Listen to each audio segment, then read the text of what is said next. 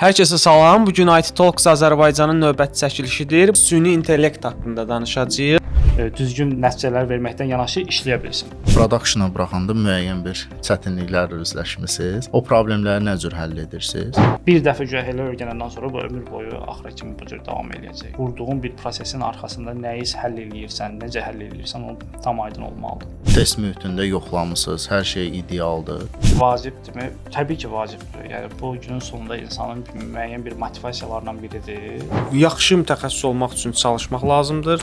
Ya software injinerlər alır, ya da ki AI injinerlər.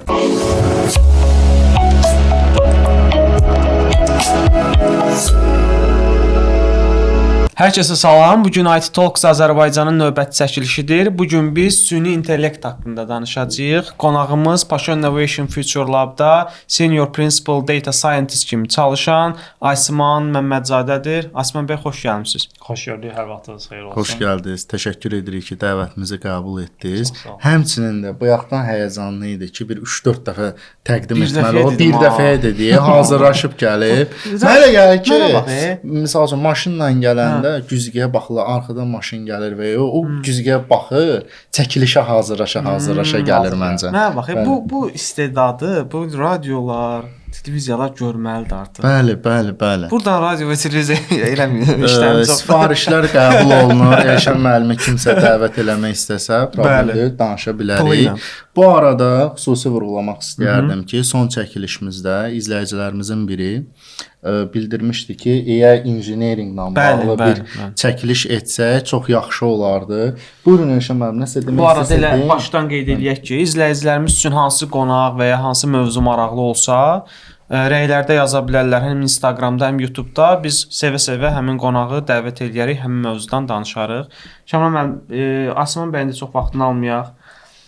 Başlayaq elə. Çünki AI mövzusu həm belə deyim də Cənab Prezidentin sərəncamında qeyd olunan bir mövzudur növbəti 3 il ərzində və ümumiyyətlə hal-hazırda dünyada da aktiv bir mövzudur. Ona görə düşünürəm Asma müəllimin biliklərindən biz faydalana bilərik. Elə başlayaq ənənəni pozmadan. Bəli, təşəkkür edirəm ki, sözü verdiniz. Nəhayət ki.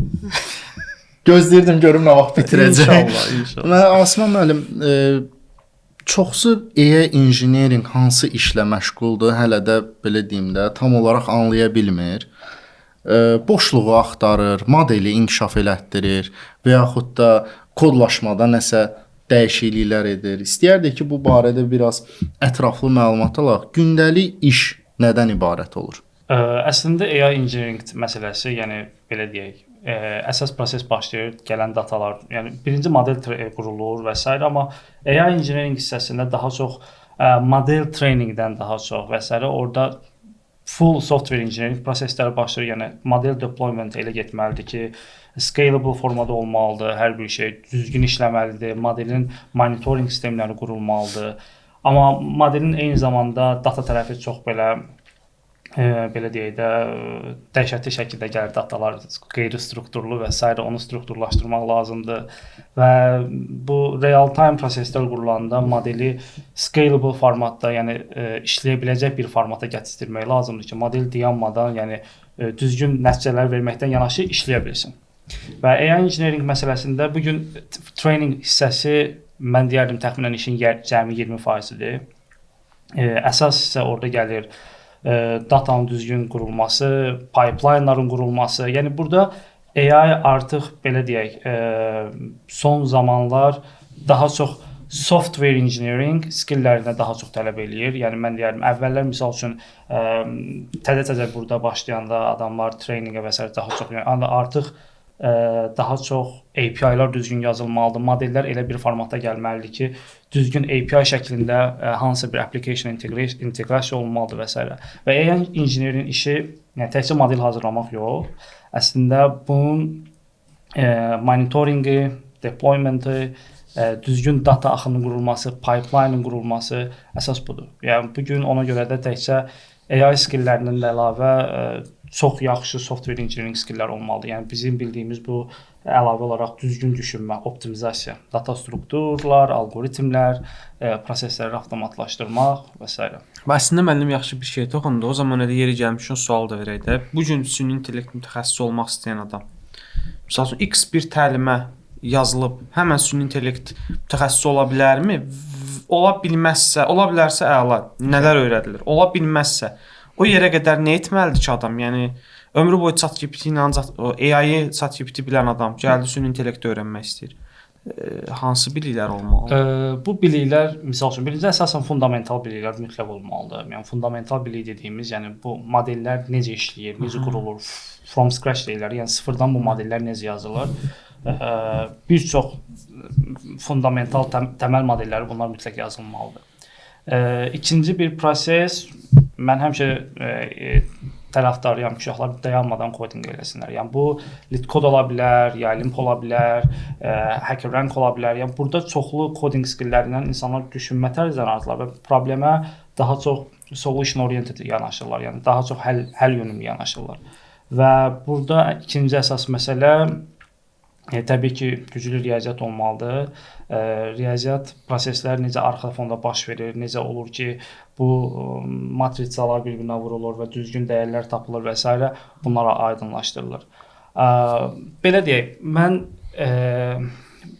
əgər bir adam hansısa bir təlim qutarıbsa və düzgün, çox yaxşı proqramlaşma bilikləri varsa və çox yaxşı AI fundament bilikləri varsa, bu başlaya bilər.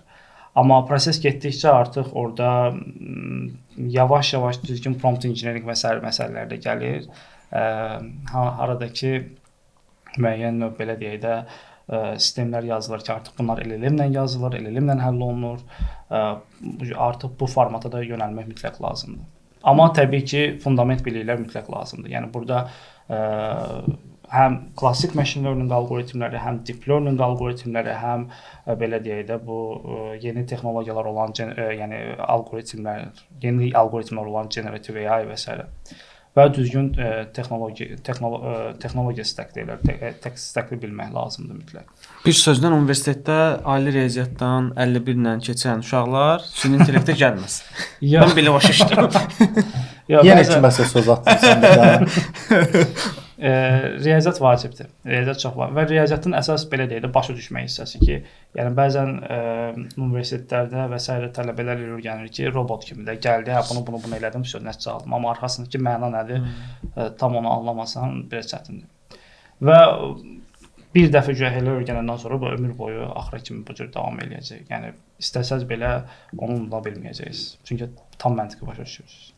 Bəs müəllim bu riyaziyyat falan bildim, bunlar fundamental. Bəs bu proqramlaşdırma biliyi olmayan adam mütləq şəkildə bu AI təlimdən əvvəl proqramlaşdırma öyrənməli gəlməlidir, yoxsa təlimdə keçirilmir o? Təlimdə də keçirilir, amma bəzən təlimdə ağır olur tələbə. Məsəl üçün tələbə proqramlaşdırma bilmir, gəlir və birdən-birə çox belə 1-2 ay ərzində, 1 ay yarım ərzində dayanmadan proqramlaşdırma və bütün full stack öyrənməyə çalışır.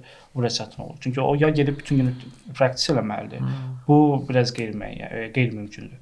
Amma müəyyən bir proqramlaşma biliyi mütləq olmalıdır və daha sonra başlamalıdır. Çünki təlim boyu onsuz da elə alqoritmlər, elə imtahanlar keçirilir ki, onlar onsuz da advanced səviyyədədir. Yəni bunlar heç bir fundamental təməlli bir şeylər deyil. Və orada proqramlaşdırmanın ən belə dərin hissələrinə qədər biz bəzən düşürük. Ona görə də mən təklif edirəm ki, öyrənsinlər, daha sonra gəlib burada da biraz öyrənib daha sonra başlasınlar.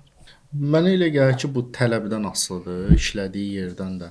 Həmçinin də müəyyən eləmək lazımdır ki, bu AI-yı biz tətbiq elədik şirkətdə. Həqiqətənmi bizə lazımdır və yaxud da lazımdır? Birinci sual ondan ibarətdir. İkinci sual ondan ibarətdir ki, lazımdırsa hansı səviyyədə?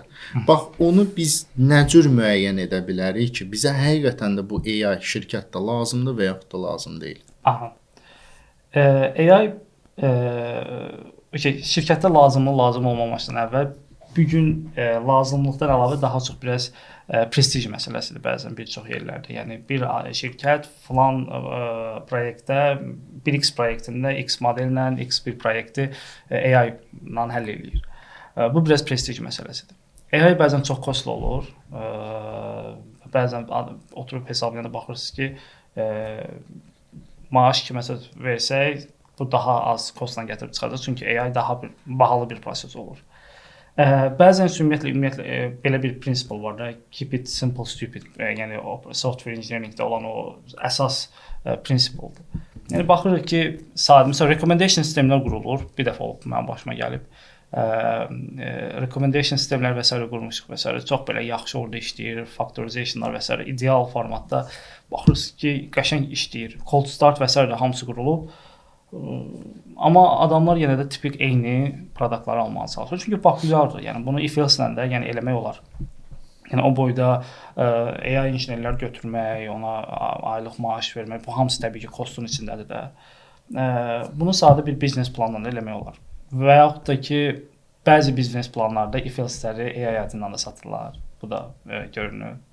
Yəni müəllim də mənim kimi atdı bir dənə, getdi, çatmadı, atdı. Yox, olur. Mən elə ya ki, görüşdən əvvəl nəsə demisən ki, lazımdır da, qalmaq da. Yox, olur ki, məsəl üçün, səhv anlaşılır çünki ona görə. Yəni müəyyən hər şeyə AI adı verirlər çünki səhv anlaşılır. Yəni atmaq məsələsi bu səhv anlaşılma məsələsidir. Amma bəzi misallar olur ki, misal üçün mən deyərdim chatbotlar bu dəqiqə çox güman ki, çoxsu AI çevrilməlidir. Amma təbii ki, kostları nəzərə alaraq və orada konfidensiallığı nəzərə alaraq biraz öncəki suala dediyim kimi, yəni təkcə burada AI qurmaqla proses qurtarmır. Yəni AI monitor edən insanlar da olmalıdır, hansı ki, bu həm biznes tərəfdə olmalıdır, həm AI injinerlər olmalıdır ki, onlar dayanmadan gələn inputları və verilən cavabları monitor eləsinlər, düzgün yoxlanışını görsün. Belə, amma əsasən mən deyərdim ki, chatbotlar və s. AI çevrilsə daha yaxşı olar. Çünki low costu ola bilir, əgər lokal sistemlər qurulmursa, cloud-da gediriksə. Lokalda da qurulursa, təbii ki, orada birinci əvvəlcədən çox pul çıxır, sonra onu saxlamaq olur. Çünki o serverlər və s. çox bahalıdır. Bax, mən chatbot dediniz də, bunlar belə deyim, hansısa formada bir cavab verməlidir də insanlara. Ümumiyyətlə, bu AI məsələsində, mənim düşüncəmdə, bu data məsələsi ən vacib məsələdir də. Bu data olmasa, bu AI işləməsinin bir mənası yoxdur. Bax, datanın içində də çirkli data var, hansısa bir mövzu haqqında informasiyanın azlığı var və s. Mənə çox maraqlıdır ki, bu AI injinerlər bu dataları necə toplayır? Ümumiyyətlə, bu dataları toplamaqdırmı bunun üsulu, yoxsa modeli train eləməkdirmi ki, o getsin, daha yaxşı dartsın, gətirsin? Ümumiyyətlə, bu mövzu haqqında istəyərəm danışasınız. Məsələ yenə də fərqli biznes problemlərə görə dəyişir. Məsəl üçün, adi götürək ki, credit scoring-dir, yəni nə bilim, müştərinin customer lifetime value-sunu və s. hesablamaqdırsa, orada əvvəlcədən predefined datalar var, bizneslə danışılır, dataset aggregate olunur, özümüz çıxardıq və onun üzərində modellər train edib və s. eləyə bilirik. Qalır ki, şəkillər, videolar, bəli, orada daha çox dataset olmalıdır, mütləq şəkildə müxtəlif növ arxitekturalar test olunmalıdır və s. Gələndə isə LLM chatbot məsələsinə, bu dediyimiz dataset gəlir. Bu dataset əslində biznes tərəfindən formalaşmalıdır. Yəni bu AI injiner verilmiş dataseti ya zənginləşdirə bilər. Misal üçün dediyimiz bir məsələdə bir sözün Azərbaycan dilində çox versiyası var, yazılması şəkli. Məsələn, biri s-nı ş ilə yazır, biri s ilə yazır və s. W ilə yazır və s. Birinci çox güclü embedding olmalıdır. Model embedding dediyimiz bu vektorizasiyaya çevriləndir. Yəni olmalıdır ki, o gedib o fərqləri tuta bilsin.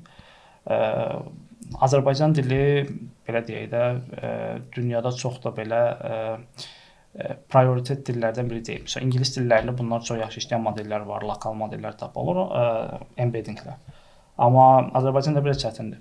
Ya bunu özümüz hazırlayırıq, sırf spesifik custom embedding öz datasetimizə uyğun olaraq, ya da ki, dataseti zənginləşdirməliyik. Bu AI injineri artıq buna bir solution tapmalıdır. Ki, ya dataseti biz zənginləşdirməliyik, bir dənə promptla ya da ki, necə deyim, özümüz bir dənə skript yazırıq ki, bütün versiyaları generate eləsin, saxlasın. Və datanın zənginliyi. Datanın zənginliyi əslində, belə deyək də, chatbot cavab vermirsə, əgər buna cavab verə bilmirsə, başa düşə bilmirsə, bunun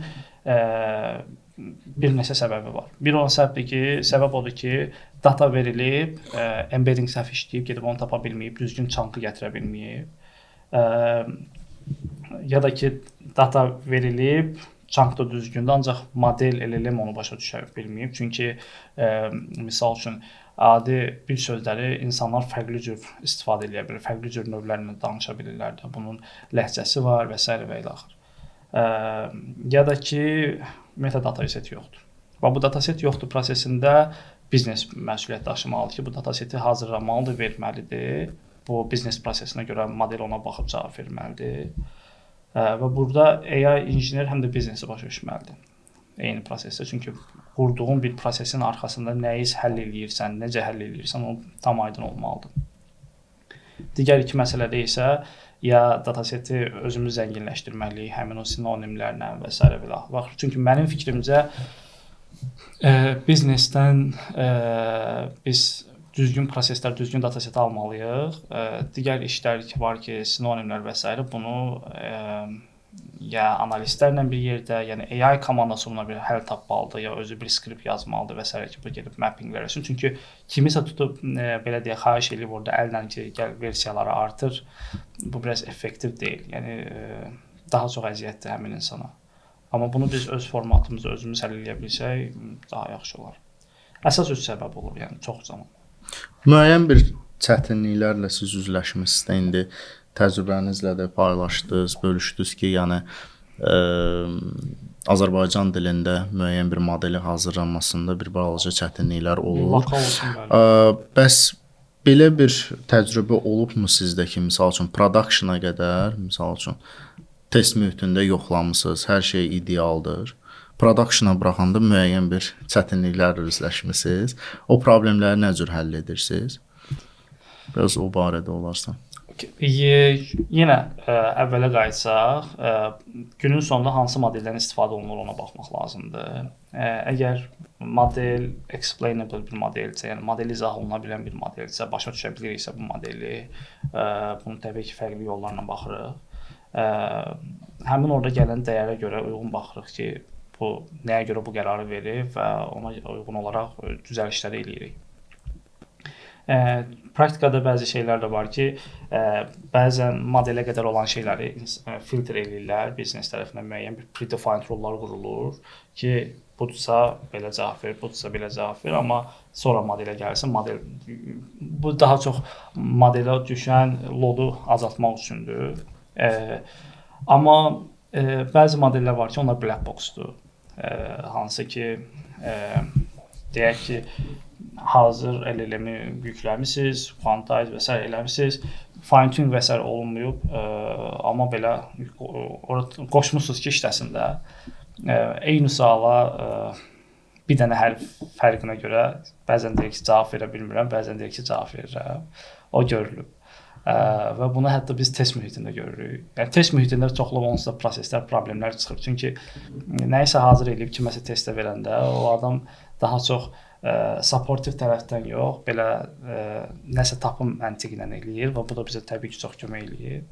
Test mühitində bəzən olur ki, mənim verdiyim sual normal vermişəm, işləyib, amma testdə kiməsə vermişəm, bu işləməyib. Və eyni sual təzən özüm vermişəm. Baxmışam ki, yəni hərf səhvidir də. Burada nəyə görə bu işləməsin? Sonra yavaş-yavaş onun prosesləri həll etməyə çalışmışıq. Yəni bu da yenə də seçilən embeddingdən ya da seçilən LLM ola bilər ki, orada bizim embedding yaxşı işləməmişdi və s. amma bu prosesi görüb ki, artıq ona görə etmək. Ona görə mütləq şəkildə çox yaxşı test olunmalıdır. Çünki bir səhv olsa, LinkedIn olsa belə də hamı paylaşır, eləyir və s. Ən birincidə Elşən mənim paylaşacaq, indidən deyirəm biləsən. Mən ancaq pozitiv şeylər paylaşıram. Çox yaxşı test olmalıdır, çox.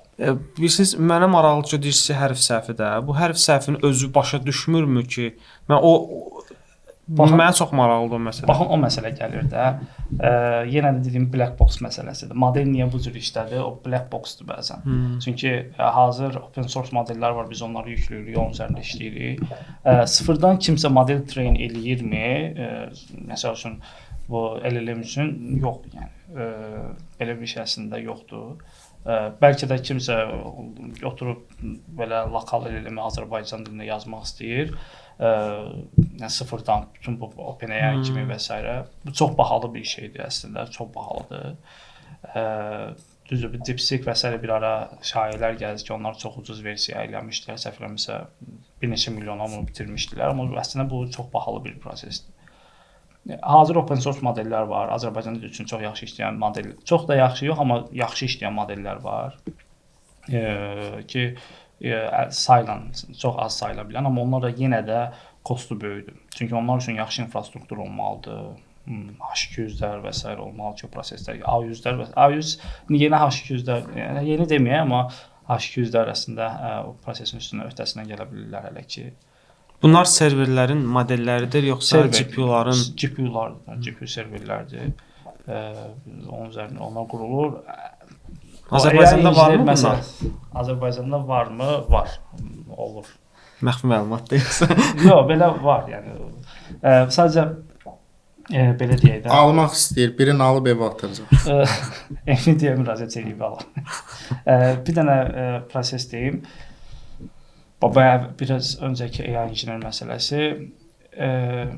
Əslində çox yaxşı olar ki, AI injiner eyni zamanda infrastruktur prosesini də başa düşsün. Orada necə qurulmalıdır, Swarm clusterlər necə olmalıdır, necə bölünməlidir ki, load bir GPU-nun üzərinə yox, bir neçə GPU üzərinə düşsün, parallelization məntiqləri və s.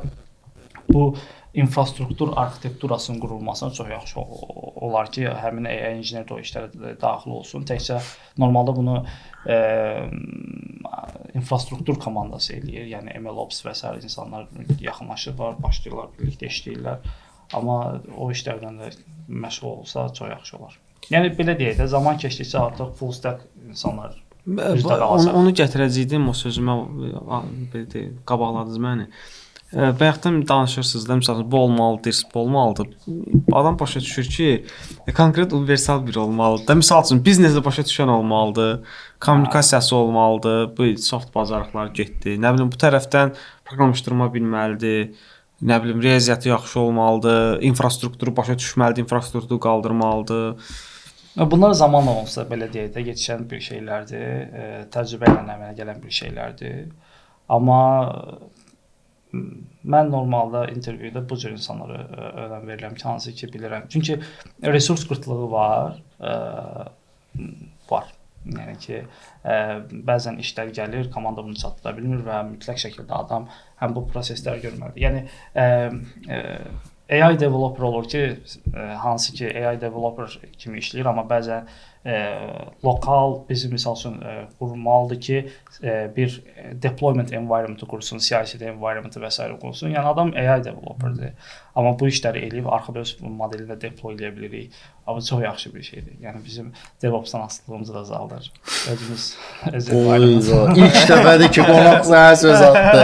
Xoşum gəldi, ləzzət elədi. Normalda özümüzün environment olanda, çünki müəyyən testlər və s. eləyirik. Yəni bunu belə deyək də, bu AI-da mütləq şəkildə, yəni ilkin testlərdə fail olan nəticələr olur. Bu mətbəxin çölə çıxmamışdan əvvəl içəridə özümüz həll etsək daha yaxşı olur deyə ona görə. Daha sonra DevOps komandasından birlikdə işləri proses davam etdirəcəyik. Yaxşı başlamışdı zaman. Bu qədər sayı, indi soruşmaq lazımdır. Buna uyğun bu uşaqlara əmək haqqı verirsiniz yoxsa yox? Əsas məsələ budur. Mən bayaqdan fikirləşirdim ki, bu maaş məsələsinə nə vaxt toxunacaq. Mən gözləyirdim ki, soruşacaq. Yəni qardaş, bunu deyirsən, olsun, riyaziyyatı bil, infrastrukturu bil, model treyning elə, nə bilim, onu elə, bunu elə, bəs pul. Pul yaxşı məsələdir. Ümumiyyətlə texniki sahələrdə, IT sahəsində bu dəqiqə pul belə deyək də dinamikliyi çox olur. Ona görə də çox yəni bəzi yerlərdə əməlli belə deyək də fərqlər olur. Pul məsələsi normalda menecment təyin edir bu təbii ki. Amma misal üçün əgər junior adam başlayırsa işə, təbii ki bu proseslərin heç bir onlardan belə deyək də hamısını tələb edə bilmərik. Bu düzgün deyil.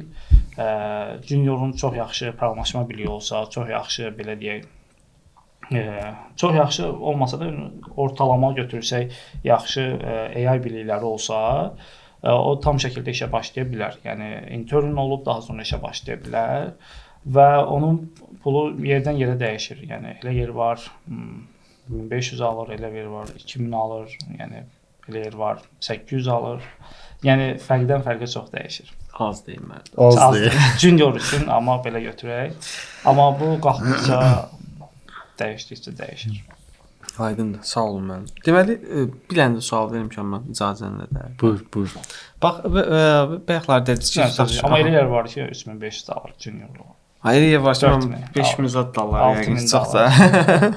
Bəli, yavaş-yavaş qalxır. Remote olaraq götürsə daha yaxşı sərf edir. Bunu bayaqdan deyəndə gönlünüzü necə gedir? Xoşbəxt indi. Dəyişir. Deməli, mənim bayaqlar dediniz ki, tutaq ki, çıxıb hərf səhvinə görə düzgün cavab qaytarmayıb və s. Ümumiyyətlə bu tipli hallar məsələn hansı sizi belə təəccübləndirib ki, hansı ki o çıxartmısınız onu production-a? Elə bir şey olub ki, ya elə bir cavab verib ki, ya nədirsə də bilmirəm. Axır ki, elə bir hal olubmu ki, sizi təəccübləndirsin ki, bu qədər də yox da məsəl üçün və ya ondan siz nəsə öyrənəsiz, sonra onu tətbiq eləyəsiniz, o səhvlər olmasın. Bir hərf məsələsinə gəldi. Yox, bir hərf məsələsində orada belə deyək də, yəni dediyim kimi, o bir hərfə görə belə deyək, həmin o sözdə biraz dəyişilirdi, ya o biraz tam tuta bilmirdi. Bu sözdə desən bilinəcək harasın, amma yəni orada başa düşülürdü fərq üçün. Amma günün sonunda prosesin arxasında dayanan bir riyaziyyat var və hamısı müəyyən bir hesablama şəkildə gedir də. Model onu başa düşə bilmirsə, tuta bilmirsə, əgər elə bir proses varsa 100% ki, bunu baxmaq lazım ki, düzgün çankımı, yəni düzgün prosesimi yeyib gətirib, düzgün datamı yeyib gətirib yoxsa yox, düzgün bir şeyimi oxuyur, oxşarlığı düzgünmü tapıb və s. Amma belə bir başıma belə bir iş hələ ki gəlməyib ki, belə oturum deyim ki, bu qədər də yox da. Yəni hamısının sonunda bir məntiq tapılır və o məntiq də sonra həll olunur. Yəni yenə də günün sonunda dediyim kimi istifadə etdiyimiz modelə baxır. Əgər klassik machine learning-dirsə, yəni bu statistik machine learning alqoritmidirsə və s. Riyazi base olan əsas alqoritmlərdirsə, hansı ki explainable-dir, izah edilə biləndir. Orada proses başa düşüb tapmaq olur və həmin o datanın müəyyən növ dəyişib eləmək olur. Bypasslar olur, fraudlar olur by the way. Həmin o modellərdə də misal üçün. Müəllim, sizi yaxşı tənqid eləyəcəklər deyin biləsiz. Hazır olun ona. Bypass, fraud, zat bizim izləyicilərimiz deyir, Azərbaycanda çox həssasdılar. Bu nə danışır? Fake accountlar açacaq, özü yazacaq. Sonra gördünüz müəllim, mən demişdim. Mən müəllimə deyirəm ki, hazır olsun sadəcə. Yəni belə deyək də, bu bypass deyilir də, bu yəni hansı ki modeli aldadırlar daha çox. Hansı ki bu həm də LLM-based solutionlara aiddir. Modellər bəzən controllable, idarə oluna bilən olur. Çünki sizin yazdığınız bir mesaj gedir hansısa bir şey tapır, sonra gedir promptun içində yazılır və bəzən adamlar götürürlər o filtr vermədən başlayır model həmin cür işləməyə və başlayır uyğun olmayan mövzu haqqında başlayır mövzular getirir. Bunlar heç bir olmamalıdır. Bunlar tamamilə düzgün bir şəkildə filtrasiya proseslərindən keçib getməlidir modelə. Əks halda model yəni ChatGPT kimi də istifadə edərsizlər, danışa bilərsiniz. Və yaxud da ki fraud case'lər olur. Fraud case-dəki nədir? Misal üçün bu hansısa bir feature-da müəyyən bir belə deyək də koeffisient daha çoxdur. Daha çox belə vaciblik verir ona. Saxta yollarla da həmin adamlar həmin o xarakteristikasını artırır, dəyərini artırır və model ona hə deyir və sonra keçir. Sonra aydın olur ki, yox, bu modeli keçib, bypass edib. Maraqlı. İndi ChatGPT dediniz, DeepSeek dediniz, Copilot. Yəni modellər çoxdur da, alternativlərimiz var. Copilot-dur o, Copilot-dur. Mən Copilot demək istəyirəm. Şeydə GB-də deyirsən, bana IBM mi diyorsun? İndi bax sizə görə də indi bax o xırda səhvləri bunlar kömək eləyir AI injinerə və yaxud da yox. Xırda səhvlər dediyimiz o dil baxımından başa düşmək məsələsi. ChatGPT əvvəllər çox yaxşı işləyirdi. Son zamanlar biraz gec işləyir, gec cavab verir, amma dəqiq işləyir. Mən deyərdim mənim işimi həll eləyirmi ChatGPT? yox. Mən daha çox üstünlük verirəm Gemini daha yaxşıdır. İndi başlayacaq indidən deyirəm. Niyə? Başlayacaq çünki ChatGPT ilə yaşayır. Çünki yazır. Mən səhər nə yeyim? O heç o proseslərdə normaldır. Yəni o proses Çox sevindim. mən diyetə başlayanda da ancaq onunla eləyirəm birlikdə belə. Özüm baxıram, özüm araşdırıram. O cəhətdən çox yaxşıdır. Amma Cloud-dir, Gemini-dir. Bunlar mənim belə daha çox istifadə etdiyimdir. Çünki daha belə deyək də professional kodinqdə və s. onlar kömək eləyə bilirlər. Daha belə deyək, mən əslində çox sevinirəm ki, mən universitet təhsilimi, meta təhsilimi bu ChatGPT-dən, Cloud-dan, bu LLM olmadan almışam. İndi biraz çox çətindir tələbələr üçün. Çünki əlinin altında olan bir tool var, bunu hansı ki hazır eləyir. Amma biz o vaxtı Stack Overflow və s. oturub bir araşdırırdıq, oradan oxuyurduq, buradan eləyirdik və özümüz prosesi quranda tam arxadakı prosesi başa düşürdük. Əfsuslar olsun ki, indi iki cür istifadə olunur. Ya kimsə öyrənir, ya da kimsə hazır bundan götürür, atır, prosta arxasındakı mənanı başa düşmür. Hansı daha yaxşıdır, bu biraz fərqli mövzudur. Məncə biz bunları onsuz da həyatımızdan çıxartmamalıyıq. Çıxarsaq da geri düşürük, çıxartmasaq da geri düşməyimizin qarşısını almalıyıq.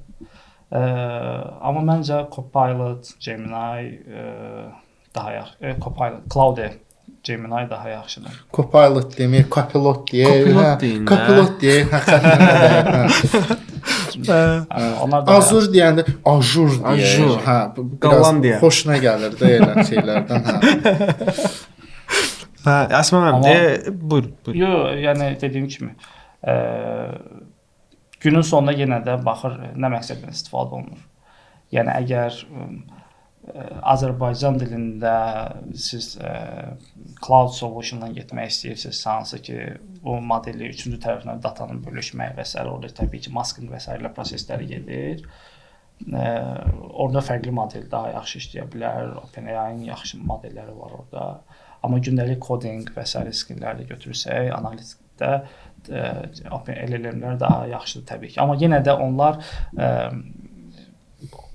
olan şeyi çox qəşəng formada sizə göstərirlər. Amma bəzi кейslər var ki, adam onu özü oturur, tapır, başa düşür ki, mən bunu necə... Yəni PhD level deyil təbii ki. Yəni Azmən, son olaraq mən düşünürəm ki, izləyicilərimizdə maraqlandıran bir sual. Bu generative AI deyilən bir anlayış var, hansı ki, son zamanlar lap belə məşhur oldu. Hətta kliplər çəkilir, şəkillər yaradılır. O görmüsüz də elə videolar hazırlayırlar ki, belə bilmirsən ki, bu realdır, real deyil. Ümumiyyətlə bu haqqda düşüncəniz nədir? Bu həqiqətən AI engineeringdirmi, yoxsa belə prompt engineeringə gedir, çıxır? Ümumiyyətlə bu mövzu haqqında bir fikirlərinizi almaq istərdim. O məsələyə biraz belə deyək. Əgər onu quran onu yaradan, onu eləyən bir insan sizsə, AI engineer təbii ki də, yəni bu sayılır. Amma sadəcə bir prompt yazırıq, hansısa bir şəklin arxasına başqa bir fon qoyuruq ya da video düzəldirik. Ya bu daha çox prompt engineering işidir və mən bunu AI adından daha çox marketinq insanlarının bunu öyrənmir. Çünki belə deyək də, mən bir dəfə bir yerdə oxumuşdum. AI insanları əvəz eləməyəcək, amma AI insanları hansılar ki, AI skillləri yoxdur, onlar əvəz edəcək. Yəni bu prompt engineering və s. bu hissələrdə aiddir. Və mütləq şəkildə onu artıq marketinq komandası, yəni belə deyək də, sales komandası və s. mütləq şəkildə onun üzərində işləsə daha yaxşı olar ki, çünki hazır tooldur. Amma toolun qurulmasında təbii ki, əməlli işlər gedir, çox belə ağır işlər gedir və onun da ki, AI injinerlər, yəni təbii ki, onlar sayılır təbii ki. Yəni sayılıb sayılmamaq, yəni dediyim kimi də bayaq dediyimiz o məsələ, universallıq məsələsi. Yəni adam hər bir prosesə full end-to-end baxmalıdır ki, mən data gəldi, model qurulub, model necə qoşulacaq gəldi, buradan dataları götürməlidir. Sonra API şəklində hansısa bir servisə inteqrasiya olunmalıdır, ona ötürməlidir. Sonra bunun cavabı harda mən monitor eləməliyəm, arxada loqlamalar necə getməlidir, nə bilim LangFuse var, adi toolları var və s. ki, hansı ki, dayanmadan girib baxmaq lazımdır ki, necə işləyir. Bu proseslər end-to-end baxmalıdır. Bir adam hansı ki bu end-to-enddən axıra kimi bilir, çox yaxşıdır. Elşən müəllim maaş məsələsini də Mən onun düşündüm. YouTube-da yazıblar ki, bütün Azərbaycan adından sual verir. Maaş məsələsi vacibdir. Maaş məsələsi vacibdirmi? Təbii ki, vacibdir. Yəni bu günün sonunda insanın müəyyən bir motivasiyalarından biridir. Onsa texniki IT sahəsində belə deyək də top gəlirləri ən çox ya PO-lar alır, ya software injinerlər alır, ya da ki AI, yəni AI injinerlər. Bu AI sahəsi deyək də, software sahəsi və s. Və AI və software engineering, yəni dediyim kimi bayaq müəyyən bir intersection var. Yəni AI günün sonunda nədir? Çox yaxşı dataset, high quality dataset, yaxşı computational resources, yəni bu infrastruktur, serverlər və s. GPU-lar və s. və çox yaxşı proqramlaşma bilikləri, software engineering skillləri. Yəni datanı atırıq, train gedir, infrastruktur var, günün sonunda da işləyir. Mən ümumiyyətlə bütün həmişə tələbələrə deyirəm ki, indi zarafatı qoysaq bir qırağa, yaxşı mütəxəssis olmaq üçün çalışmaq lazımdır. Əmək haqqı üçün yox, əmək haqqı onsuz da yaxşı mütəxəssis olduğun zaman mütləq şəkildə gələcək. Çünki dövr elə dövrdür ki, 20 il, 30 il əvvəl deyil. Həqiqətən ona dəyər verirlər və səni intervyu edən insanlar da o səviyyənin insanlarıdır ki, sənə dəyər verir və ona uyğun da əmək haqqı verirlər. Asman müəllim, çox sağ olun. Təşəkkür edirəm. Nə oldu Şamil müəllim? Bu vaxtdan sağ olun. Keçən podkastda bunun əksini demişdik. Ondan belə dedik. Qalma. Asman, çox sağ olun həqiqətən. Əla mövzu idi, əla müzakirə idi. Düşünürəm ki, izləyicilərimiz üçün də maraqlı oldu. Və bir əlavəniz yoxdursa, istəyirsiniz artıq yekunlaşdıraq Şamil müəllim. Təşəkkür edirəm. Oradan bax əsəbi bax. Asman, çox sağ olun bir daha dəvətimizi qəbul etdiyiniz üçün təşəkkür edirik. Qonağımız Asman Məmmədzadə idi. Bu gün biz süni intellekt haqqında danışdıq. Bizi izləməyi unutmayın, bizə abunə olmağı unutmayın və sonda o möhtəşəm sözümüz öyrənin. Öyrədin.